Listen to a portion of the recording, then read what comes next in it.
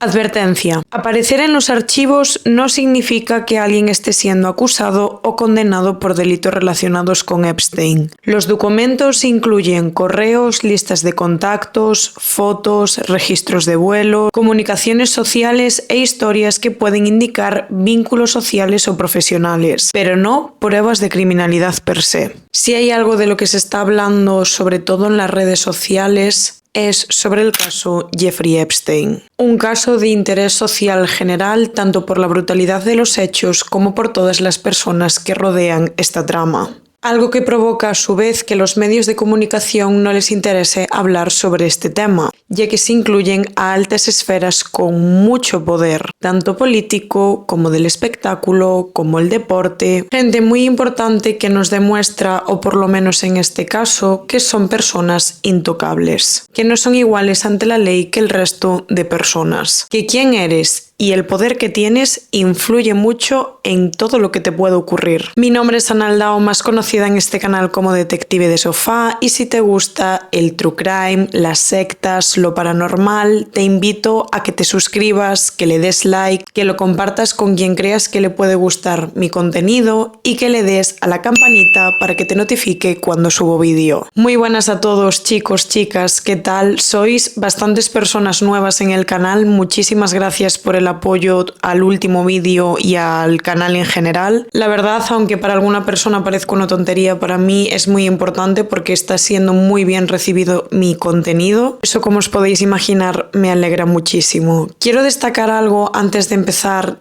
este caso tan controversial, y no me extraña, ya que es muy importante y os pido por favor que le deis máximo apoyo a este vídeo. Estoy viendo a grandes creadores de contenido que le están eliminando este vídeo simplemente por hablar del caso, que le están metiendo strikes en YouTube por culpa de hablar de este tema. Yo voy a intentar que la información que os voy a dar utilizar un lenguaje más correcto, vamos a decir, no exponer con palabras textuales ni mutear ni nada, para que así pues entendamos a qué nos estamos refiriendo, pero que yo no tenga ningún tipo de problema con el vídeo. Voy a intentar poner todas las imágenes que pueda, pero ahí también me voy a cohibir un poquito porque es lo que os digo, si ya a grandes creadores de contenido le está pasando esto, no me haría ninguna gracia que después de todo lo que he trabajado, ya no solo en este vídeo, sino en vídeos anteriores, pues que se fuera al traste por esto. Entonces, de verdad, a toda persona que creáis que le puede interesar este caso, darle vosotros like, suscribiros, o sea, dadle bombo a este vídeo, comentadme aquí qué opináis, teorías de la conspiración, todo lo que queráis, pero os pido que interactuéis mucho con él. Además, en mis redes sociales, que os las dejo siempre al principio del vídeo, pero ahora también os las estaré dejando por aquí, os agradecería un montón también que me siguierais, sobre todo en Instagram, que al final, al subir vídeos tan largos, pues sé que Instagram me castiga más, porque los enseña menos, porque no le interesan reels de 10 minutos, donde también voy a hablar del caso de una manera más resumida. Entonces, de verdad, os agradecería un montón el apoyo, sobre todo ahora,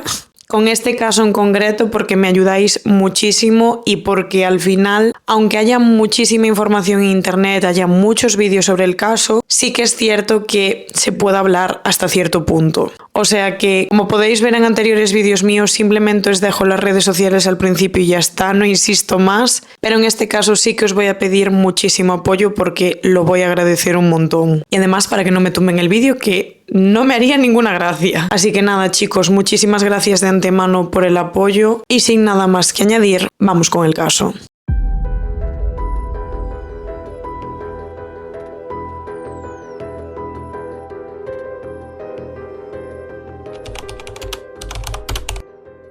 Jeffrey Edward Epstein nació el 20 de enero de 1953 en Brooklyn, Nueva York. Nació en el seno de una familia judía, su madre se llamaba Pauline Stolovsky y su padre era Seymour George Epstein. Sus padres se habían casado en el año 1952, un poco antes de su nacimiento. Pauline, conocida familiarmente como Paula, era ama de casa y por otra parte, Seymour, el padre, se dedicaba a la jardinería. California. En concreto, trabajaba para el Departamento de Parques y Recreación de la ciudad de Nueva York. Jeffrey es el mayor de 2 hermanos, donde crecerían en Seagate, un vecindario de clase media de Coney Island, en Brooklyn. Durante su infancia y adolescencia asistió a escuelas públicas de la zona, como la Public School, y posteriormente a la Mark Twain Junior High School, ubicada en las cercanías. En 1967 participó en la National Music Camp, ya que desde pequeño mostraba muchísimas aptitudes hacia la música. Había aprendido a tocar el piano con tan solo 5 años, por lo que lo consideraban un niño con muchísimas posibilidades dentro de este mundo. En 1969 se gradúa en Lafayette High School, con tan solo 16 años y tras haberse saltado 2 cursos. Ese mismo año comenzó a asistir a las clases del Cooper Union, pero sería en el año 1971 cuando cambia de instituto. En septiembre de ese año comienza las clases en la Institución de Matemáticas de la Universidad de Nueva York, pero sin embargo abandona sus estudios en 1974, es decir, no obtuvo ningún título universitario. Tendría pues lo que en España es la ESO, básicamente, que son los estudios obligatorios hasta los 16 años. En septiembre de 1974, Epstein comienza a trabajar como profesor de física y matemáticas de una exclusiva escuela llamada Dalton School, ubicada en el Upper East Side de Manhattan, a pesar de que no tenía ningún tipo de formación, ni como profesor ni como matemático y físico. Estamos hablando de que era profesor de adolescentes y, según algunos testimonios, ya en esa época presentaba comportamientos inapropiados con los alumnos. Mientras trabajaba allí, Epstein conocería a Alan Greenberg.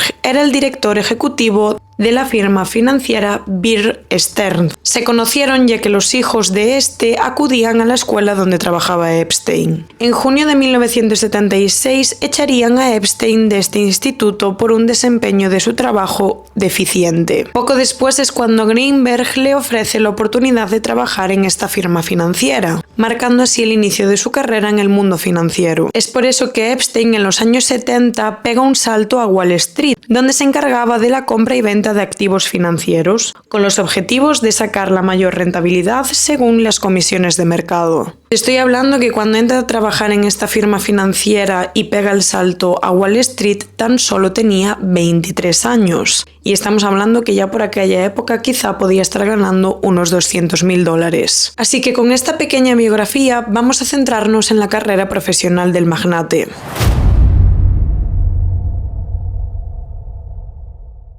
Sabíamos que su primer trabajo había sido en esa escuela tan exclusiva llamada Dalton School, luego que había pasado a trabajar en esa firma financiera y que también había pegado el salto a Wall Street. Pero es que resulta que antes de dar este gran salto a Wall Street, su relación con esta firma financiera había terminado y no de la mejor manera. Y es que resulta que en el año 1981 el banco abre una investigación interna contra Jeffrey Epstein, al parecer por uso indebido de cuentas y otras infracciones. Es por eso que el comité ejecutivo decide multarlo y suspenderlo, pero Jeffrey, más listo que el hambre, renuncia antes de cumplir esa sanción, por lo que yo pienso que este gesto lo hace como no me echáis vosotros, sino que me voy yo. Es entonces cuando el magnate decide abrir en 1982 su propia empresa, llamada J. Epstein & Company. Supuestamente esta empresa se dedicaba a gestionar el dinero de gente muy influyente, partiendo de la base de que ya administraba 1.000 millones de euros para toda esta gente con gran influencia. Y es que es aquí cuando se abre la primera duda. Sí que tenemos conocimiento de algunos de los clientes fijos de Epstein, de otros no hay conocimiento todavía de que realmente fueran clientes de Epstein o no, pero de lo que no se sabe es cómo partió con ese capital, de dónde sacó ese dinero para montar esa empresa y tener esa cantidad ingente de pasta para poder trabajar con gente con tanta influencia. Es algo que a día de hoy no se sabe. Lo que sí podemos saber es que este proyecto funcionó, dando como resultado una gran fortuna y una vida de una persona muy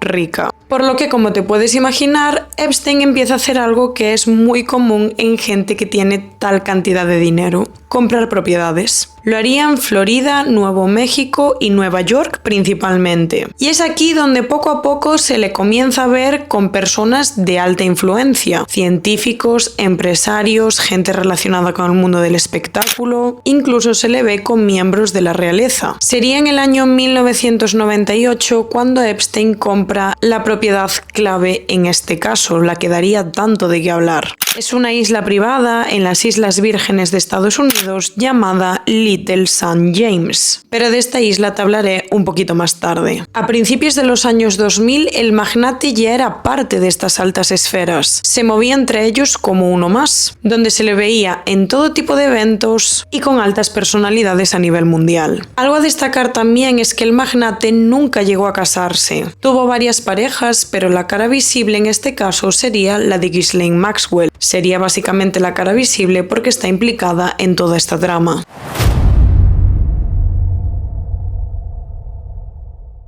Por lo que te voy a hablar un poquito sobre su vida. Ghislaine Noel Marion Maxwell nace el 25 de diciembre de 1961. Es una empresaria y socialité con triple nacionalidad, británica, francesa y estadounidense. Era la novena y la más pequeña del matrimonio de Elizabeth Maynard y del supermagnate británico de los medios Robert Maxwell. Esta mujer nació a las afueras de París, pero fue criada y a lo grande en Oxfordshire, en una mansión inmensa llamada Headington Hill Hall. Pero es que imagínate el nivel, porque esta mansión estaba compuesta por 53 habitaciones, ya que no solo era la casa familiar, sino que también estaban ahí las oficinas de la editorial del padre. O sea que tenían tanto el negocio como la vida familiar todo unido. La cosa es que la vida de esta familia precisamente no fue muy tranquila. Cuando Ghislaine apenas era un bebé, uno de sus hermanos, Michael, de tan solo 15 años, sufriría un accidente de coche terrible, quedando en coma durante muchísimos años y acaba falleciendo en 1967. Esto dejaría a la familia completamente devastada. De hecho, la madre años más tarde diría que hasta pensaba que le había afectado a Ghislaine, que tan solo era un bebé, pero que ella de pequeña había mostrado como ciertos patrones que entrarían en un trastorno de anorexia, por lo que el ambiente familiar, como podéis ver, era bastante duro.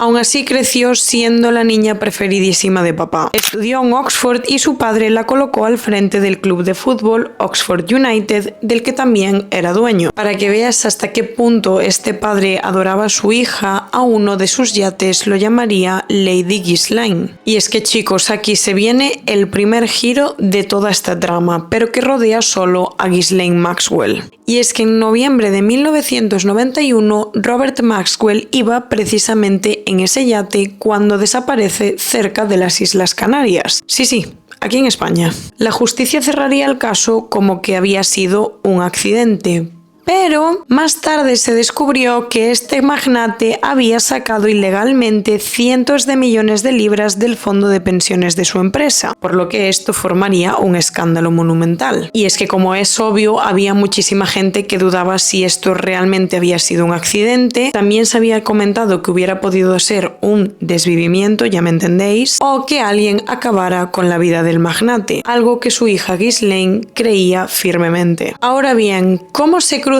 Ghislaine Maxwell y Jeffrey Epstein? Os diré que respecto a esta relación hay muchísimas versiones distintas. Una de las que más se repiten es que se conocieron en el año 1992. Estaban en una fiesta de Nueva York y Ghislaine venía de una ruptura complicada con un conde italiano llamado Gianfranco Gicogna. Yo no sé si esto lo estoy pronunciando bien, pero bueno, ya vais a ver durante todo el vídeo que mi pronunciación es nefasta. Lo siento. Al parecer este conde italiano venía de una familia de mucho dinero, ya que eran dueños de una cadena hotelera muy conocida. Aún así, esta relación se acaba y Ghislaine cambia un poco de ambiente. Como te puedes imaginar, pasa de un ambiente como más de realeza a algo más relacionado pues con el mundo del famoseo, políticos, eventos como más, ¿cómo decirlo? Más desenfadados, no sé si me explico. Evidentemente, sean más desenfadados o no, venía de dos mundos en el que el dinero era el principal protagonista. O sea, aquí esa gente suda dinero, básicamente. Así que una de las primeras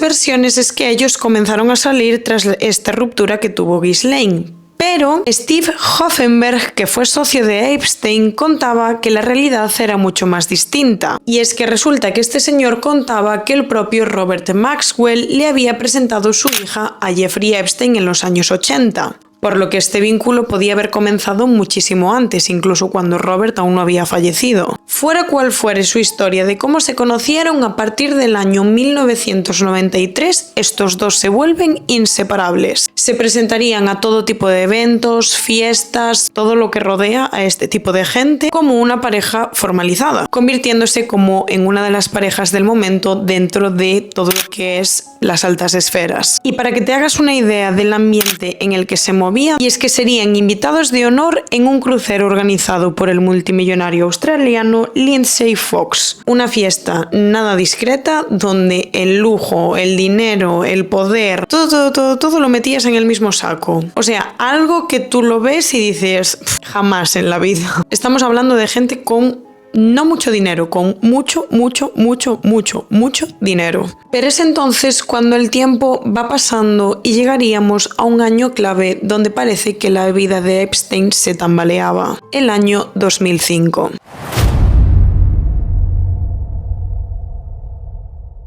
La vida del multimillonario estaba rodeado de lujo día tras día, manteniendo ese círculo de amistades y eventos de gran poder, donde tenía absolutamente todo lo que quería. Pero sería a partir del año 2005 cuando la vida del magnate empieza a truncarse. Y aunque ahí no recibiría las consecuencias de primeras, ahora me vais a entender, aquí es donde se comenzaría a destapar una red de, vamos a decir, hacer daño a menores de edad. Con hacer daño creo que entendemos todos, no siendo él el único partícipe en esta trama. Y es que ese año una madre llama a la policía de Palm Beach diciendo que su hijastra había recibido entre 200 y 300 dólares por haberle hecho un masaje a un señor de unos 50 años dentro de su mansión. Lo voy a llamar masaje, primero, para no hablar con las palabras textuales por si acaso, y segundo, porque realmente esta es la palabra que se utiliza en este caso.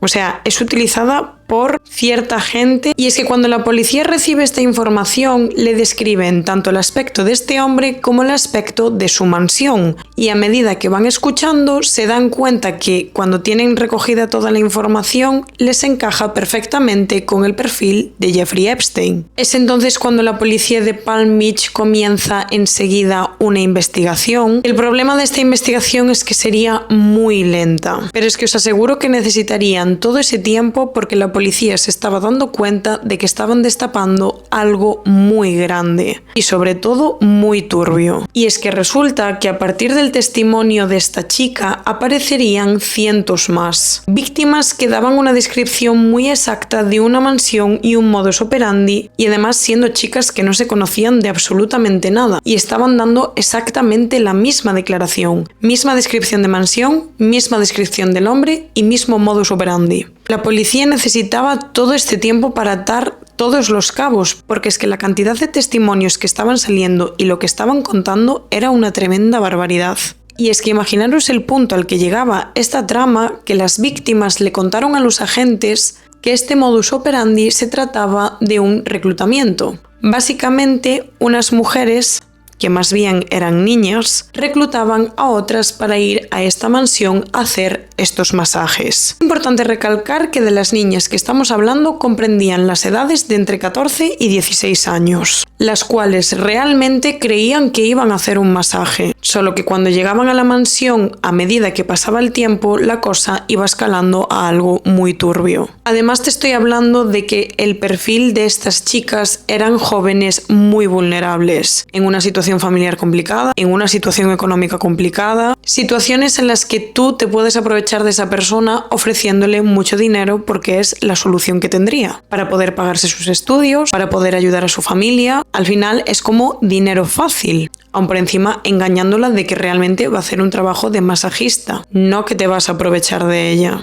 Es así entonces como la policía decide montar un equipo de vigilancia las 24 horas del día, los 7 días a la semana, alrededor de la mansión de Epstein. Además, llegarían a inspeccionar las basuras y todo lo que rodeaba esta mansión, incluso llegando a hablar también con los propios trabajadores de la vivienda en busca de algún tipo de pista. Y aunque nos podamos imaginar por qué, ninguno de los trabajadores de Epstein soltaría prenda de absolutamente nada. ¿Habría comprado su silencio? No lo sabemos, pero creo que nos podemos hacer una idea. Y es que la policía conseguiría hacer un informe completo, tanto con los testimonios de las víctimas como con pruebas. Y estamos hablando que ambas cosas eran sólidas. Los testimonios coincidían a la perfección y podían haber cogido alguna que otra prueba que demostrara que esos testimonios eran sólidos, por lo que más tarde se le entregaría este informe al juez, que le otorgaría a los agentes una orden de registro de esta mansión. Y es aquí cuando se encuentran tanto pruebas a favor como en contra de este caso. Al parecer, la mansión estaba rodeada de cámaras por todas partes, como si se tratara de una mansión para un reality show, un rollo Gran Hermano, vamos. Todas estas cámaras tenían monitores donde se podía ver todo. El problema sería que faltaban muchos de ellos. ¿Dónde estaban? Nadie lo sabe. También había unas cajas de seguridad donde Epstein tenía guardadas diferentes cosas, de las cuales también se percibía que faltaban algunas de ellas. No he encontrado en ningún sitio que se guardaba en esas cajas específicamente, pero en los periódicos digitales, vídeos que he visto y así, lo definen como cajas de seguridad,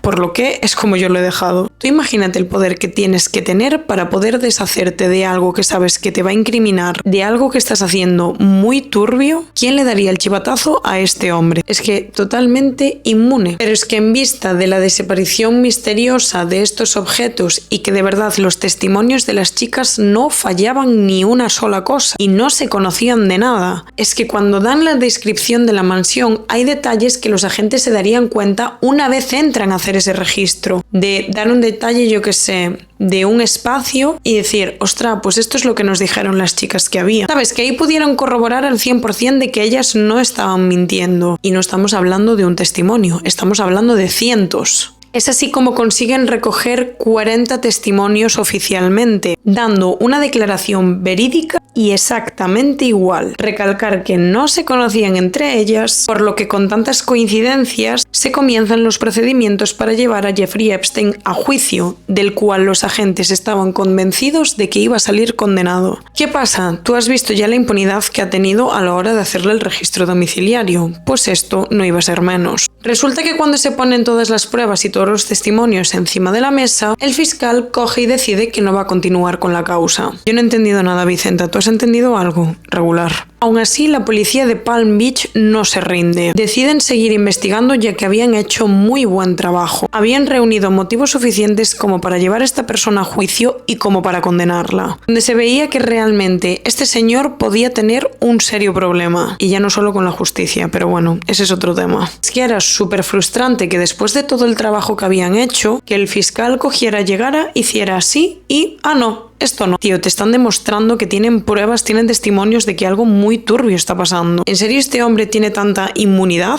Te da absolutamente igual que unas crías estén pasando por esto. Pero bueno, yo dije que en este vídeo no iba a dar mi opinión y me iba a mantener, solo que me va a costar. Pero espérate, porque todavía te vas a cabrear aún más. Tú fíjate el poder que tenía este tío que consigue contratar a los mejores abogados, donde estos comenzarían a investigar a las víctimas. O sea, intentarían sacar todos los trapos sucios de estas niñas, porque recuerdo, son niñas, para poder tirar por tierra su testimonio, poder coger y decir, es que tú estás mintiendo, es que lo que estás contando no es cierto, tú este señor no lo conoces de nada, tú no estuviste en esta mansión. Querían demostrar que estas chicas lo que estaban diciendo era mentira, que no conocían a Jeffrey Epstein y que jamás habían estado en su mansión. Tiene tela, ¿eh? Tiene tela, en fin, no neutral en este caso, porque si digo lo que pienso, me llevan presa a mí. Fíjate lo que te digo. Yo no sé si es porque no había trapos sucios o que literalmente hay no sé cuántas niñas diciendo exactamente lo mismo, sufriendo exactamente lo mismo, porque es entonces cuando aquí Epstein empieza a hacer acuerdos con las víctimas a golpe de talonario. Para que tú no digas nada, ¿cuánto quieres? ¿Cuánto te hace falta? $1.000, toma, $1.000. $100.000, toma, $100.000. $10.000, toma, $10.000. Pero si yo te doy este talonario, tú, chitón, te calles la boquita. Y chicos, tristemente así conseguiría el silencio de muchas víctimas de esta trama. Porque al final, como os dije antes, son niñas en situaciones muy vulnerables. Porque evidentemente Escoges este tipo de perfil sabiendo que te puedes aprovechar de su situación, porque si le hace falta para comer, va a decir que sí, porque necesita el dinero. Porque si necesita salir de su hogar porque tiene una familia complicada, porque su situación personal lo requiere, no te va a decir que no. Y tú lo sabías. Aún así, muchas de estas niñas que poco a poco se convertirían en mujeres no se callaron en ningún momento y siguieron poniendo demanda tras demanda, consiguiendo así llevar a juicio a este señor en el año 2008. Y es que tú mira todo lo que había reunido la policía de Palm Beach, que todas las pruebas y testimonios recogidos en este informe reunían en total una condena de 20 años de prisión. O sea que sí que había pruebas sólidas y había testimonios sólidos como para poder condenarlo, porque una pena de 20 años no me parece una broma. No me parece una broma en el sentido de que no se encontró nada, no continuamos con la causa. Si me dices tú que lo condenan a 20 años por todo lo que hizo, sí que me parecería irrisoria. Pero si me dicen que un fiscal ve esto, un juez ve esto y dice, va, esto no pasamos, pues 20 añitos aún me parecen suficientes años como para poder meterlo en la cárcel, digo yo. Y es que, chicos, volvería a pasar lo mismo. Y todo sería gracias otra vez a un fiscal, a Alexander Acosta, una persona que en su momento fue muy criticada y no me extraña. Es que resulta que este señor había decidido llegar a un acuerdo con Jeffrey Epstein, algo que en Florida era ilegal. Este acuerdo consistía en que Epstein se tenía que declarar culpable ingresando en el listado de gente que, vamos a decir, que hace daño a personas pequeñas, a niños. Tenía que poner su dirección y su nombre completo, ya que por lo que vi, Estados Unidos tú puedes acceder a esa lista sin ningún tipo de problema, que lo puedes hacer desde internet. Porque imagínate, tú te quieres comprar una casa en X zona o te quieres ir de vacaciones en X zona y tú puedes saber si alguno de tus vecinos ha cometido un delito de este estilo, cosa que me parece muy bien, no os voy a mentir. Es que la condena, amigos... En fin, lo condenan a 18 meses de prisión que más tarde se convertirían en 13. Es un chiste, pero dices, bueno, por lo menos lo condenan a algo. Resulta que en vez de enviarlo a una prisión estatal, que es lo habitual en casos como este, que estamos hablando de hacer daño a personas pequeñas, lo alojaron en un área separada dentro de la cárcel del condado de Palm Beach. Es decir, que básicamente tenía un espacio privado para él, donde por lo que yo he visto por ahí en vídeos y en periódicos digitales, él tenía la puerta abierta, o sea, él dentro de esta área privada podía moverse como le daba la gana. Pero es que espérate, ¿te acuerdas que te dije que eran 18 meses que luego se convirtieron en 13? Pues a los 3 meses él ya tenía permisos penitenciarios, a lo que le llamaron permisos de trabajo, porque resulta que podía salir 12 horas al día, 6 días a la semana. Algo que, una vez más, iba en contra de las propias normas del condado. Pero no solo esto, tenía su propio chofer. Tenía personal de servicio dentro de esta área privada de la cárcel. Tenía televisión y lo que os digo, la puerta de su celda nunca estaba cerrada. Y es que mira si es de chiste que cuando él sale de prisión, que por lo que he entendido llega a cumplir esos 13 meses de condena, le pagaría una cantidad ingente de dinero a la oficina del sheriff por servicios adicionales. Es decir, que básicamente pagó como si hubiera estado en un hotel. ¿Me puedes explicar tú dónde están las consecuencias? Es que para eso déjalo en su casa, o sea, viene a ser lo mismo. Es en julio de 2009 cuando lo liberan, pero queda en libertad condicional con arresto domiciliario todo el año siguiente. Pero vamos, si ya la vida dentro de prisión era un chiste, te puedes imaginar que en su casa todavía más. Las restricciones eran flexibles, vamos a decir. Podía viajar en su jet privado a Manhattan, viajaba a las Islas Vírgenes, podía ir de compras y pasear por Palm Beach, a lo que él decía que cuando iba a pasear era para hacer ejercicio. Más adelante hubo una audiencia para decidir cómo debía figurar en esta lista que te había mencionado anteriormente, de que puedes ver si hay algún vecino cometió algún tipo de delito de este estilo y así. Vale, pues al parecer hay 3 niveles. El nivel 1 es el más bajo y el nivel 3 es el más alto. Pues a pesar de que la fiscalía intentó darle el nivel 1, terminó clasificado como nivel 3, es decir, alto riesgo de reincidencia. Además, esto le quedaría de por vida. Es que el juez le ordenó presentarse cada 90 días ante la policía de Nueva York.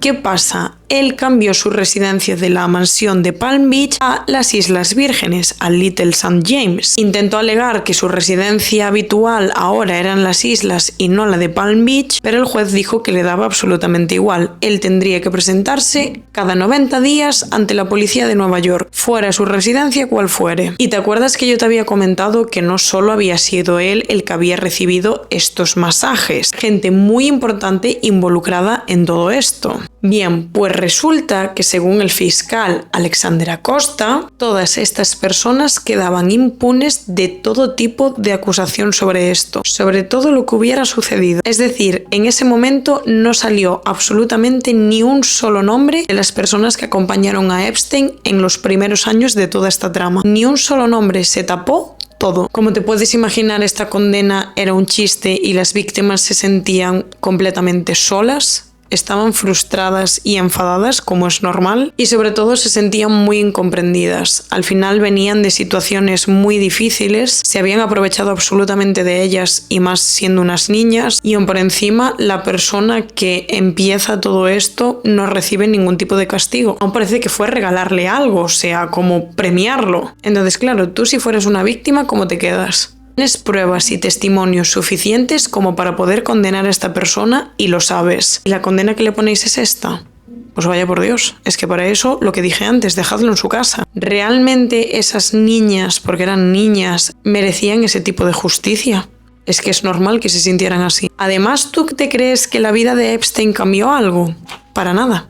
Él seguía teniendo su mismo círculo de amistades, seguía teniendo su mismo estilo de vida, seguía manteniendo el ritmo de vida que él había formado durante estos años. Un gran magnate, una persona rica, una persona influyente. Igualmente, como os había dicho, la policía de Palm Beach no se rendía, sabía que algo muy malo estaba pasando. Por lo que este señor nunca salió del punto de mira de la policía, solo que cambiamos la mansión por las Islas Vírgenes de Estados Unidos. Y en concreto te voy a hablar de Little St. James.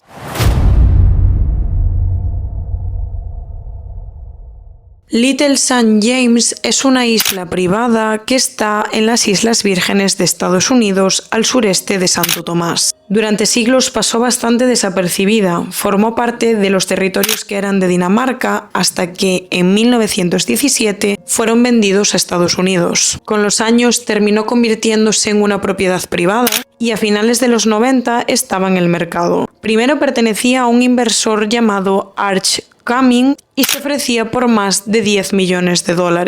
Y es aquí entonces cuando aparece Epstein. En 1998, una empresa compra esa isla por un precio bastante bajo. Pero en estos papeles, quien figuraba como único miembro de esa compañía era Jeffrey Epstein. Desde ese momento, Little St. James se transformó en su base principal de operaciones. De hecho, él mismo la llamaba como un apodo entre broma y ego, que era Little Sam Jeff. La residencia principal fue reformada por Edward Tull, un diseñador asociado a resorts de superlujo, así que te puedes imaginar el nivel que hay. Pero vamos, hasta ahora fue lo que estuvimos hablando, gente que tiene un poder enorme. Aunque todo el mundo piensa que Epstein construyó absolutamente todo desde cero, sí que es cierto que la isla ya contaba con varias edificaciones. La casa principal, una vivienda para invitados, una piscina de forma ovalada y varias cabañas. Todo esto ya se mostraba en folletos inmobiliarios y en varias revistas que hablaban sobre la isla,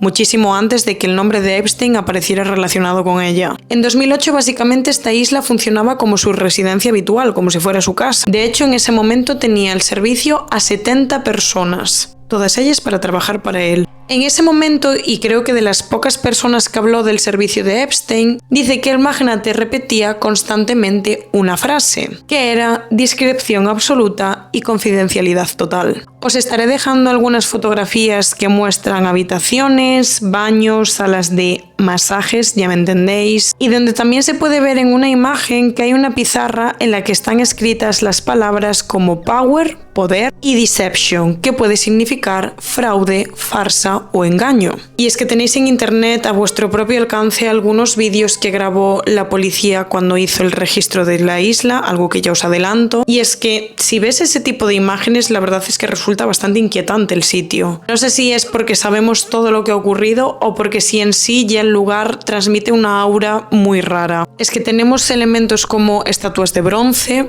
la habitación que se considera, o por lo menos por lo que yo he entendido, como la habitación principal. Básicamente parece una habitación de hotel. Está todo como muy ordenado, muy limpio. A la gente le resulta bastante inquietante el exceso de orden y limpieza del lugar. Porque es que aunque no hay nada fuera de lo común, esa normalidad es lo que realmente les asusta. Además, es cierto que también se ha difundido una foto de un cartel que pone "no pasar". Estaba situado en la propiedad, reforzando esa idea de lugar restringido y hermético. Y es que en un comunicado, el líder demócrata del comité, Robert García, afirmó que cuando vieron todo el conjunto de fotos y vídeos, que las imágenes te hacen sentirte incómodo, que a pesar de que realmente no se encuentra como nada raro, nada fuera del sitio, nada que digas tú, me hace sospechar, que tanta normalidad era lo que le hacía sentir ese rechazo. Yo vuelvo a repetir, yo incluso viendo las imágenes como que me siento incómoda, pero yo no sé si es porque realmente, tal y como está colocado el espacio y cómo se encuentra, es inquietante, o el conjunto de saber todo lo que sucedió ahí, más cómo está colocado el espacio, es lo que me hace sentir incómoda. Podéis dejarme por comentarios lo que pensáis, pero sí que es cierto que es un sitio que pues no te transmite buena vibra, ¿no? Por lo que sea. Ya quitando lo que sabemos, el lugar, no sé, tiene una aura rara. Para acceder a ella podías hacerlo de dos maneras. O lo hacías en barco, como solían hacer los empleados de esta isla, y cómo llegaban los suministros a ella, comida, bebida, etc. O lo podías hacer a través de uno de los jets privados de Epstein, al que llamó Lolita Express, le tenía ese mote. Yo imagino que en este jet privado iría tanto los amiguitos que tenía, su círculo más íntimo, y donde creo que llevarían a las víctimas. Porque es que ahí realmente es donde está lo macabro. De la mansión de Palm Beach, pues, aunque fuera difícil escapar, podrías llegar a hacerlo. Al final es salir como de una casa, pero estás en tu ciudad. Pero de la isla, ¿cómo te escapas? ¿En qué vuelves? Además que llegas con las personas que se están aprovechando de ti. Es que es como una ratonera, no tienes ningún tipo de salida. Y recuerdas que te había dicho que en Palm Beach no era solo Epstein quien recibía estos masajes, ¿no? Pues se tiene la sospecha que el círculo cercano de Epstein podría estar relacionado con este tipo de masajes. Pero quiero recalcar y aclarar que ninguna de las personas que te voy a mencionar ahora están acusadas por algo, no se le está investigando de forma concreta. Actualmente no hay una acusación firme para las personas que te voy a mencionar, es decir, que están completamente fuera del caso. Y es importante que entendamos esto. Vamos a mantener la presunción de inocencia. A día de hoy la investigación sigue su curso. Más adelante descubriremos a ver qué es lo que ha pasado. Evidentemente no pongo en duda ninguna el testimonio de las víctimas, pero es cierto que de manera oficial solo hay una persona condenada, ya os lo adelanto. Por lo que vamos a mantener esta presunción de inocencia de todas las personas que vamos a mencionar. Así que ha llegado el momento en el que te voy a hablar del círculo de Epstein.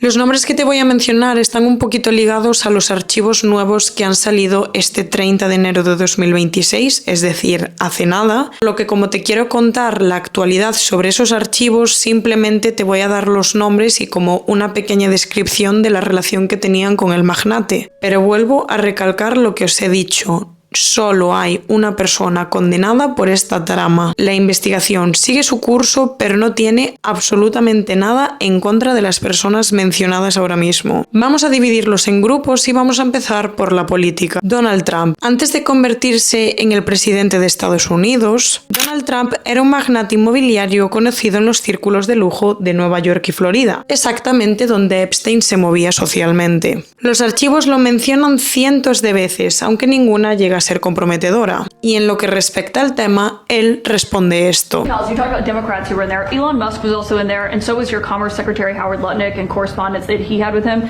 Did you read those new files that were published by the Department of Justice? I didn't. I have a lot of things I'm doing, a lot of things I'm doing. I don't know. You mentioned two names. I'm sure they're fine. I'm sure they're fine. Otherwise, it would have been major headlines. A lot of women who are survivors of Epstein's are unhappy with those redactions that came out. Some of them, entire witness interviews are totally blacked out. Do you think that they should be more transparent? The fact that they thought they released too much. You know, I heard that, and you tell me something else. No. I think it's really time for the country to get onto something else. Really. You know, now that nothing came out about me, other than it was a conspiracy against me, literally by Epstein and other people. But I think it's time now for the country to maybe get onto something else. Well, what would you say to people who feel like they haven't gotten justice, Mr. President? Something that people care about. Yeah, what did you say? Go ahead. What would you say to the survivors who feel like they haven't gotten justice? You are the worst reporter. No wonder CNN has no ratings because of people like you. You know, she's a young woman. I don't think I've ever seen you smile. I've known you for 10 years. I don't think I've ever seen a smile on your face. You about survivors. You know why? You know why you're not smiling? Because you know you're not telling the truth. And you're a very dishonest organization. And they should be ashamed of you. Okay, Igualmente, el presidente prometió transparencia con el caso. Y de hecho, hace prácticamente nada, en noviembre de 2025, el Congreso de Estados Unidos aprobó una ley que obliga al gobierno a hacer públicos los archivos Epstein. Porque la pregunta ya no es qué es lo que ha ocurrido con Epstein, sino ¿qué sigue oculto? ¿Qué pasó realmente en esa isla? ¿Qué queda por saber de este caso? El príncipe Andrew. Hermano del rey Carlos III, el príncipe Andrew es una de las figuras más mediáticas en estos archivos. Los documentos muestran coincidencias con Epstein en vuelos y en fotografías. De hecho, las fotografías que se están haciendo más virales en estos momentos es una fotografía donde sale el príncipe Andrew, donde aparece arrodillado a 4 patas cerca de una mujer, que más que una mujer parece una niña, donde se ve que esta muchacha está acostada en el suelo. Tras esta vinculación con la trama de Epstein, el príncipe Andrew perdió todos sus títulos y privilegios. Es que el testimonio de una de las víctimas, Virginia Giuffre, una víctima muy importante en este caso, pero ya os adelanto que por desgracia se ha desvivido en abril de 2025, relataba en sus memorias que tuvo relaciones con el príncipe Andrés al menos en 3 ocasiones. Y como algo que ya hemos mencionado, ella era menor de edad y había sido todo a través de la mediación de Epstein. Y como pasa en todas las personas mencionadas en este caso, el príncipe Andrew lo niega todo. Vamos con el grupo de las tecnologías. De primera persona tenemos a Bill Gates. El cofundador de Microsoft aparece en varios correos y reuniones documentadas en los archivos. Aquí voy a intentar ir un poquito más rápido porque es lo que os digo, os voy a dar muchos más detalles al final cuando hablemos de los archivos que han salido actualmente y donde se habla en concreto de estas personas. Elon Musk. El empresario de Tesla y SpaceX aparece mencionado en correos entre Epstein y él, donde al parecer hablan de viajes y de fiestas salvajes. Os adelanto que Bill Gates sí que reconoce haber tenido relación con Jeffrey Epstein, pero niega estar involucrado en esta trama de hacer daño a personas pequeñas. Elon Musk diría que sí, que Jeffrey intentó tener como cierto contacto con él, que sí que llegaron a mantener algún tipo de conversación, pero que este jamás habría acudido al final a ninguna de sus fiestas. Que en persona, en eventos y así, que no habían coincidido. Y por último dejamos a la gran protagonista también en este caso, la pareja de Jeffrey Epstein, Ghislaine Maxwell. Y es que tiene tanta relevancia en este caso porque ella era la primera colaboradora de él. Ella al final era la que llevaba en parte el modus operandi de reclutar a estas niñas. Ella iba por la calle y cuando veía a una chica que les gustaba, ya me entendéis, pues intentaba acercarse a ella y convencerla de que simplemente tenía que hacer un trabajo de un masaje. Le pagarían muy bien y que podría pues pagarse sus estudios o ayudar a su familia o gastarse el dinero en lo que necesitara básicamente. Además de reclutar a ella, a niñas, le pedía a esas niñas que reclutara a otras, que fueran pues a sus grupos de amigas o al instituto o a donde fuera y que reclutaran a muchas más. Que de hecho, por lo que tengo entendido, le pagarían tanto el trabajo que tenían que hacer, que en todo momento recalcar que ellas no sabían de qué se trataba, que le pagarían el doble por reclutar a otras niñas. Entre estas personas todas que te acabo de mencionar también se incluirían deportistas, gente relacionada con el mundo del espectáculo, más políticos. Algunos de los nombres que te puedo mencionar son David Copperfield, Bill Clinton, Michael Jackson. De Bill Clinton hablaremos más adelante. Y te vuelvo a recalcar que que estas personas simplemente se les menciona porque han aparecido ahora en estos archivos. Luego te explicaré bien cómo está la situación a día de hoy, pero hay que mantener la presunción de inocencia. El hecho de que salgan sus nombres en esos archivos no quiere decir que estén relacionados con lo que hacía Jeffrey Epstein. Dejamos esto claro, ¿vale? Por favor. Pero realmente, si le tenemos que agradecer a alguien que este caso haya salido a la luz, es a todas las víctimas que lo han sufrido.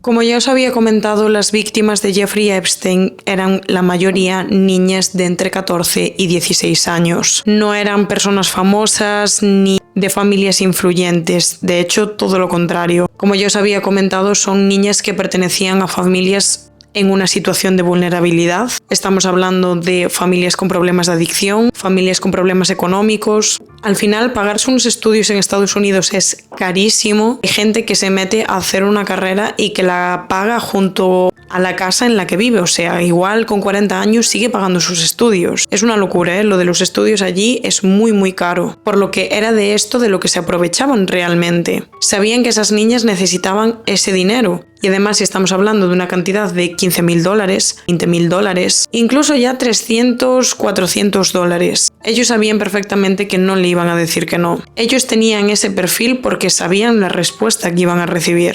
Con el tiempo, más de un centenar de mujeres han denunciado haber sido víctimas de Epstein. En muchos de los procesos judiciales, poco a poco se han ido identificando y han dado su testimonio. Pero sí que es cierto que hay otras tantas mujeres que no quieren que se sepa quiénes son, no quieren dar su nombre, cosa que me parece totalmente lícita. Pero es esto también lo que hace creer de que haya más de un centenar de víctimas, llegando a una cifra bastante considerable. Lo que relatarían en sus testimonios básicamente es que ellos se les acercaban ofreciéndole una oportunidad de trabajo muy bien pagada, donde tenían que hacer estos masajes. Evidentemente ellas aceptaban porque decían es que es un trabajazo, al final te ofrecen una cantidad de descomunal de dinero por hacer un simple masaje, solo que el problema es que cuando llegaban a la mansión o a la isla más tarde, las situaciones iban escalando de una manera abusiva, llegando a que se les hiciera este daño. Algunas dijeron que era tan surrealista la situación que era como que no lo estaban viviendo realmente, como que no llegaban a entender y a comprender en la situación en la que se encontraban. Como que era tan jodidamente surrealista que ponían el piloto automático y ya está. Estaban allí, hacían lo que tenían que hacer y que se pasara y ya está. Y es que escuchar esto, chicos, me parece asqueroso. O sea, no me da angustia pensar en esa situación. Pensar en esas pobres niñas sufriendo eso. Que aunque se lo hicieran a mujeres adultas sería una barbaridad, pero es que estamos hablando de niñas de 14 años, por Dios. Vamos a ver, es que es enfermizo cuanto menos. Es que además muchas de las víctimas llegaron a comentar el ambiente que se respiraba de poder, de gente que sabían que era gente muy influyente y que por el simple hecho de ser muy rico o tener un gran cargo, como podía ser política o como podía ser alguien muy reconocido en la televisión o en el cine, personas que son muy influyentes, que se creían con todo el derecho del mundo a hacer lo que les diera la gana, que era un ego tan grande que les daba absolutamente igual todo, que sabían que tenían la sartén por el mango y que no iba a pasar absolutamente nada. Así que te voy a hablar un poquito de estas víctimas, decirte sus nombres y sus testimonios. Ya que como creo que se habla mucho de lo que ha hecho Jeffrey Epstein y entiendo que al final salga mucho su nombre, tampoco me parece justo que en muchos de los vídeos que he visto se le da mucho menos espacio a las víctimas que a ellos, tanto al magnate como a su círculo. Y es que estas mujeres tenían mucho que decir, mujeres que en ese momento eran niñas. Y que además estamos hablando que una de ellas sacó un libro autobiográfico, que hace nada, ni un año que se ha quitado la vida. Por lo que creo que son merecedoras de por lo menos exponer qué es lo que han dicho. Y ya no lo que han dicho, sino lo que han vivido. Vamos a comenzar hablando de la que para mí es una de las principales voces en este caso. Sería Virginia Giuffre. Esta chica tenía tan solo 17 años cuando fue captada para la trama Epstein. En su libro describe cómo fue obligada a mantener relaciones íntimas con hombres muy poderosos. Describe también todo lo que le hacían, pero me lo voy a ahorrar, la verdad creo que tampoco hay que darle muchas vueltas a la cabeza como para saber qué es lo que le podían hacer, pero igualmente tenéis tanto su libro en internet como en noticias y entrevistas donde ella sale hablando de todo lo que sucedió. Dentro de estas noticias que os digo se pueden leer frases dichas por ella como: creí que moriría como una esclava sexual. Decía tener un miedo constante y que tenía dolor físico todos los días, que no había un día que se levantara sin tener dolor en el cuerpo, fuera una zona u otra, que tenía dolor físico constante. En este libro y en las noticias se explica cómo Epstein le ofrecía a decenas de personas mientras ella solo podía ponerse en modo piloto automático para sobrevivir. Esta chica también explica que la gran mayoría de niñas que llevaban allí eran personas sin hogar o que tenían problemas económicos muy grandes. Como las define ella, y es que tiene toda la razón del mundo, eran personas fáciles de manipular. Lo que yo os explicaba antes, ellos sabían en qué perfil se movían, sabían de quién se podían aprovechar. Continúa explicando todo lo que han sufrido tanto ella como otras niñas, pero dice una frase que me parece muy interesante. Cito textualmente: no nos dejemos engañar por los que dicen que no sabían nada. Epstein no lo escondía, disfrutaba mostrándolo. Los demás lo vieron y no les importó. Annie Farmer. Esta chica es profesora y académica en Estados Unidos. Y ya os adelanto que la persona condenada en este caso es Ghislaine Maxwell. Y te preguntarás tú que por qué te hago este pequeño spoiler dentro del caso. Bien, porque esta chica fue la única que ha intervenido como testigo sin usar un seudónimo para relatar lo que le había sucedido al jurado mientras se encontraban en este proceso contra Ghislaine Maxwell. Farmer tenía tan solo 16 años cuando fue captada para la trama Epstein. Y es que ella explica que desde un primer momento el magnate ya había sido inapropiado con ella. Resulta que se conocieron a través de su hermana, de la que te voy a hablar ahora, y la llevarían al rancho que tenía en Nuevo México. Tras una larga conversación entre Epstein, Maxwell y Farmer, llegarían a la conclusión de que ellos dos querían ayudarla para poder continuar sus estudios, es decir, que le ayudarían a pagarlos. Durante todo este viaje, ellos como que la trataban bien en el sentido de que hicieron planes, la llevaron al cine, la llevaron de compras, mientras le explicaban qué consistía el trabajo que tenía que hacer. De hecho, de las primeras cosas que le explican sería Maxwell haciéndole un masaje en los pies a Epstein, en el que le decían a Farmer que era exactamente así de la manera que le gustaba ese tipo de masaje. Es así como en ese momento Epstein le ofrece a Farmer que le haga el masaje ella misma, y es cuando de repente la situación se vuelve completamente turbia. Y es que Maxwell dejaría los senos de esta chica al aire y empezaría a tocárselos, mientras ella le realizaba este masaje al magnate, siendo este el testimonio que dio ante el jurado en el juicio contra Ghislaine Maxwell. Maria Farmer, la hermana de Annie Farmer.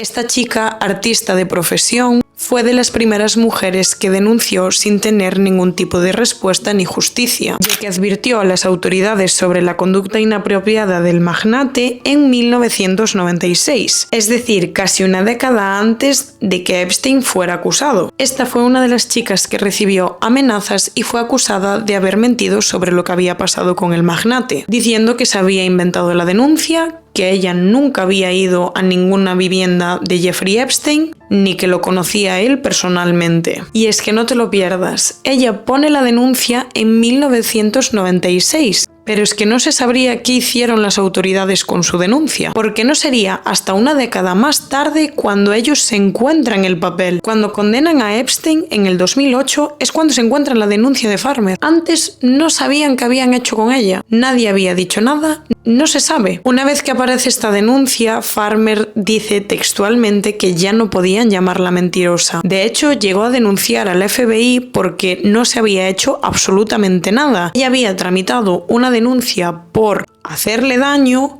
siendo menor de edad, y es que no habían hecho nada. No sabían ni dónde estaba el papel, que se encontró una década más tarde. Se llevó a juicio a Epstein en el 2008 y ella puso la denuncia en el 96. Y es que si en su momento los agentes hubieran hecho lo que tenían que hacer y se hubiera investigado bien tanto al magnate como a su pareja, y lo hubieran hecho en el año en el que se encontraban, en 1996, muy probablemente no existiría ni una cuarta parte de las víctimas que hay a día de hoy. A día de hoy no, pero para el 2008 sí. Courtney Wilde. Fue una de las víctimas que luchó judicialmente contra el acuerdo del 2008. Ella era tan solo una adolescente de 14 años. Era la trompetista principal de la banda del colegio y la capitana de las animadoras. Pero el problema es que tenía una vida personal muy complicada, ya que sus padres eran adictos y como consecuencia más adelante se acabarían quedando sin hogar. Y debido a la situación personal en la que se encontraba, cuando Epstein aparece en su vida, ella no dice que no. De hecho, menciona que se escapaba a la mansión de Epstein sintiendo confusión, tristeza, vergüenza y mucha culpa. Os voy a leer textualmente un párrafo que he encontrado que ha dicho ella en una entrevista. Él trataba de ponerse a mi nivel y era bueno en hacer que esa situación tan extraña no pareciera rara, hasta que pasaba a, vamos a decir, hacerme daño. La primera vez que ocurrió, solo recuerdo lo traumatizada que quedé y lo asqueada que me sentí conmigo misma. Eso cala hondo. Estás intentando descubrir la vida, quién eres, y ser usada de esa manera es demasiado doloroso. Y luego ser revictimizada por el gobierno una y otra vez, todavía de cierta forma hasta hoy. Jennifer Araoz. Esta chica tenía tan solo 15 años cuando fue reclutada para la trama Epstein. Ella presentaría una demanda años después de todo lo que había sucedido. Os leo unas palabras textuales que recoge el periódico digital Ser. En mi primer año del bachillerato se me acercó una persona desconocida, de las reclutadoras de Epstein, en la acera afuera del colegio. Epstein nunca trabajó solo. Tenía un círculo de facilitadores y se rodeaba de personas influyentes. Yo estudiaba en un colegio de artes, enfocada en el teatro musical. Quería ser actriz y cantante. La reclutadora me habló sobre un hombre adinerado que conocía llamado Jeffrey Epstein. Conocerlo iba a beneficiarme y él me podía presentar a la gente necesaria para que mi carrera avanzara, según la reclutadora. Cuando le conté que mi padre había fallecido hacía poco y que mi familia estaba viviendo a base de vales de comida, me dijo que Epstein era muy bondadoso y que quería apoyarnos financieramente, por lo que es aquí cuando la trampa quedó tendida. Estas son algunas de las mujeres que decidieron no callarse y contar lo que habían sufrido en la trama del magnate, pero es muy difícil decir con precisión cuántas víctimas hay en este caso. En diciembre de 2025, identificadas por el Departamento de Justicia de Estados Unidos, habían informado que identificaran a más de 1.200 víctimas tras una exhaustiva revisión de archivos. Las estimaciones del FBI indican que la cifra total de mujeres y niños victimizados por la red de Epstein podría superar las 1.000 personas, porque aunque yo os he contado que por norma general las víctimas eran de entre 14 y 16 años, también había mujeres adultas que estaban sufriendo esta situación. En 2008, Epstein conseguiría un acuerdo con la justicia, pero sería 10 años más tarde, en 2018, cuando le tocaría vivir entre rejas.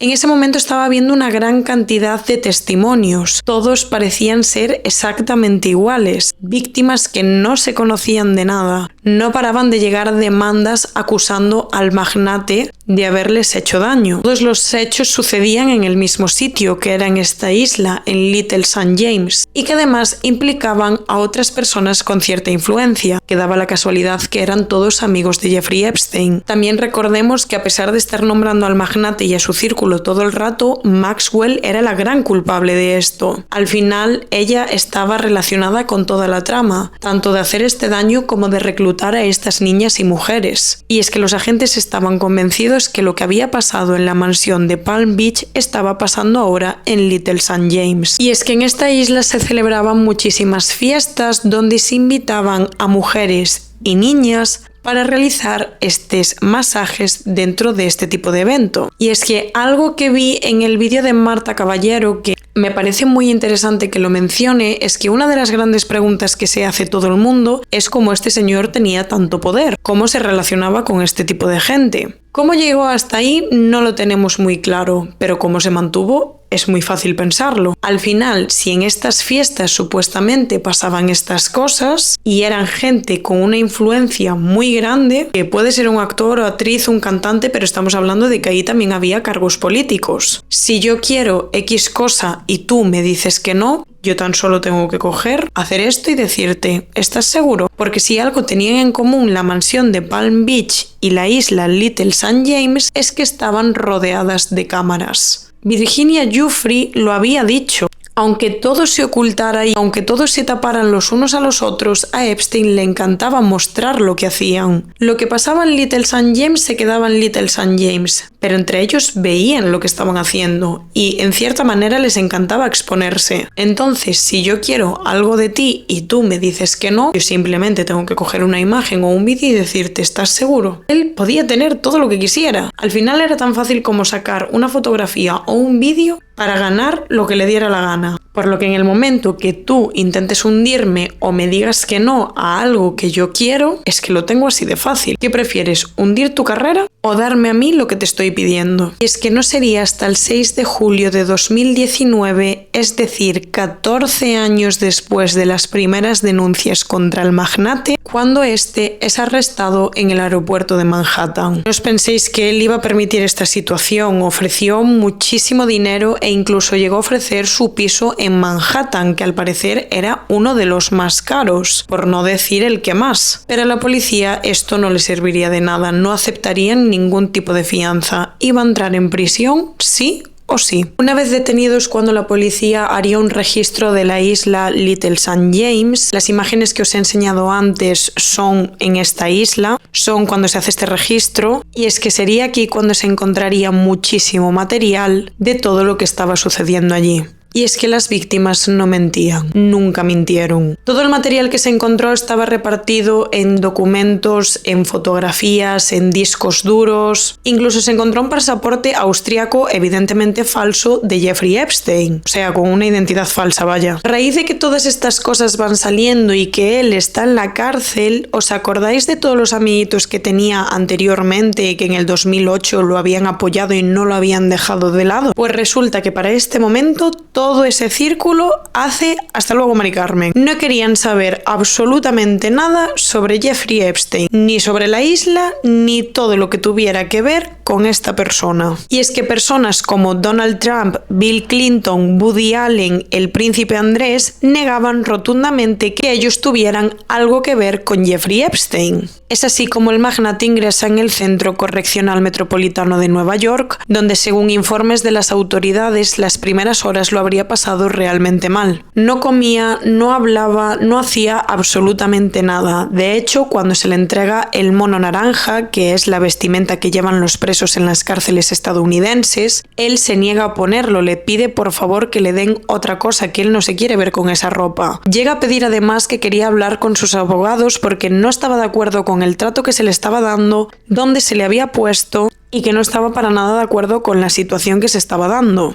Él pedía por favor que lo aislaran porque no estaban llevando nada bien estar rodeado de otros presos. De hecho, lo llegaron a ver tan mal que los psicólogos hablarían con Epstein y le harían un análisis psicológico que dio como resultado que realmente no estaba bien. Por lo que es así como deciden poner un preso de confianza de las autoridades para que lo mantuviera vigilado. Aún así, el 16 de julio de 2019 se produciría el primer intento de desvivimiento por parte de Jeffrey Epstein. Hay muchos medios de comunicación que dicen que esto no es cierto, pero otros tantos que dicen que sí. Y yo interpreto que esto realmente pasó porque más tarde a Epstein se le aplicó el protocolo de desvivimientos que hay en la cárcel. Por lo que interpreto que si se le pone este tipo de protocolo es porque realmente él estaba muy mal y realmente había intentado algo así. Los siguientes días pasan con normalidad, llegaríamos al 8 de agosto donde él compra en el Economato, que para quien no lo sepa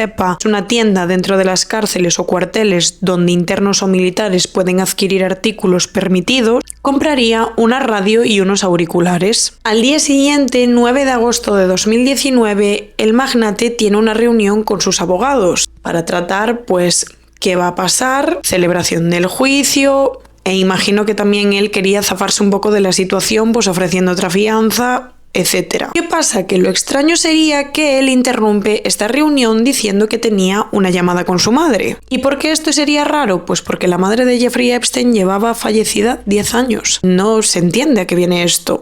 ¿Cómo que una llamada con tu madre? Y es aquí donde las casualidades empiezan a convertirse en algo muy extraño. Ese mismo día el compañero de Jeffrey tendría que ir ante los tribunales, por lo que él estaría solo. Además, justo las cámaras que apuntaban al calabozo de Jeffrey Epstein, ese día no se sabe por qué, estaban apagadas. Pero es que además de encontrarse solo en el calabozo y que las cámaras que lo vigilaban las 24 horas no funcionaran, funcionarios encargados del magnate Thomas y Noel falsificaron un registro en el que cada media hora tenían que apuntar que estaba todo bien. Es decir, apuntaron que todo estaba ok, pasarían 8 horas y cuando deciden ir a ver cómo está, acabarían encontrándose a Jeffrey Epstein sin vida. ¿Cuántas casualidades juntas? Una persona que pasa de estar vigilada las 24 horas del día a que de repente se mire para otro lado. Su compañero no esté, las cámaras no funcionen y estos funcionarios decidan no hacer bien su trabajo. Que coincidan las tres cosas justo el mismo día.